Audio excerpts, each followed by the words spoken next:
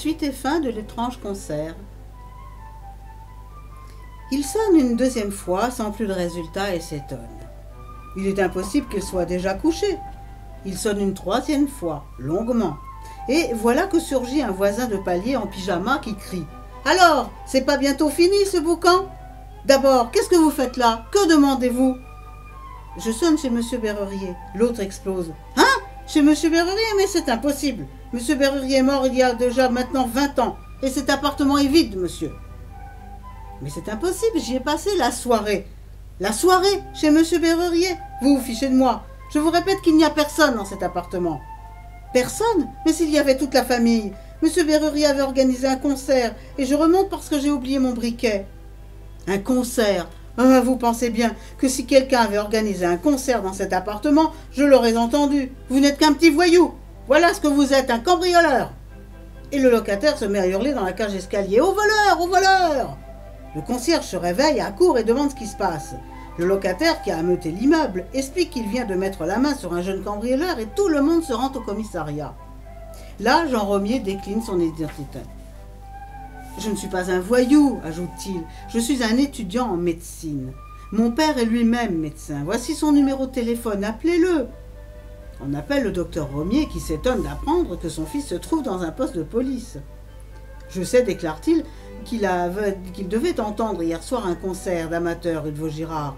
Je ne comprends rien à cette histoire d'appartement vide. J'arrive tout de suite. » Quand il a raccroché, Jean Romier raconte toute sa soirée au commissaire. Il y avait là une dizaine de personnes que je peux vous décrire. Comme je peux d'ailleurs vous décrire l'appartement où je me trouvais tout à l'heure. Là, le concierge intervient. « Ce ne serait pas une preuve, car tous les appartements de cet immeuble sont faits sur le même plan. Vous avez pu venir un jour pour vendre des aspirateurs, et ce sera là que vous aurez regardé, peut-être imaginé cette histoire.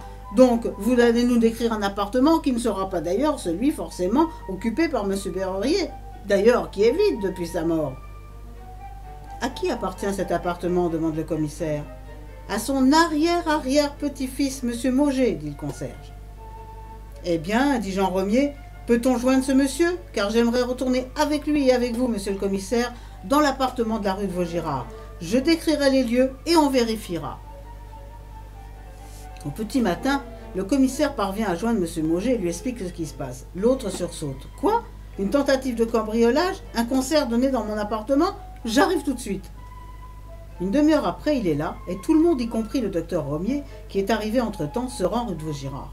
On monte au 3e étage, et sur le papier, Jean Romier dit « Derrière cette porte, il y a, dans l'entrée, une stèle avec une petite reproduction de la victoire de Samothrace, un grand tableau représentant une marine et une console de marbre. » M. Mauger ouvre la porte qui grince, et l'étudiant en médecine est saisi. Cet appartement si vivant, si chaud la veille au soir, est ce matin glacial, couvert de poussière et sent le moisi. Pourtant, là, dans l'entrée, il y a bien, comme il l'a dit, une stèle avec la victoire de Samothrace, une marine et une console de marbre. « Et maintenant, dit M. Mauger, où nous conduisez-vous ?»« Ici, dit Jean Romier, derrière cette double porte se trouve le salon où a eu lieu le concert. À droite se trouve le piano à queue noire et à gauche une harpe. » On ouvre la double porte. Dans le salon, dont les fauteuils sont recouverts de housses, il y a un piano à queue noire à droite et une harpe à gauche. Le commissaire, le propriétaire, le concierge commencent cette fois à être perplexes. Soudain, l'étudiant aperçoit le portrait au mur. « Voici M. Berrurier. »« C'est en effet Alphonse Berrurier, mon arrière-arrière-grand-père, dit M. Mauger. »« Et là, dit Jean Romier, dans ce médaillon, voici la photo du futur élève de l'école navale. » M. Mauger paraît troublé. « C'est en effet mon grand-oncle qui est mort amiral, dit-il. » Jean Romier continue le tour du salon. « Et là, le portrait de Marcel Berrurier qui fait son droit. » Le commissaire regarde M. Mauger. Celui-ci a pâli. « C'était mon grand-père. Il était avocat. » L'étudiant désigne maintenant un petit cadre de cuivre dans lequel se trouve une photo jaunie.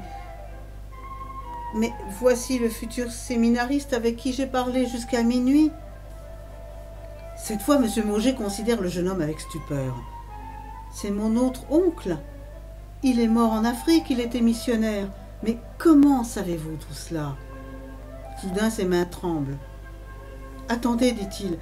Je me souviens maintenant que mon grand-père m'a parlé quelquefois de concerts qui étaient organisés ici par mon grand-père. Par son grand-père. Mais pourtant, ce n'est pas possible.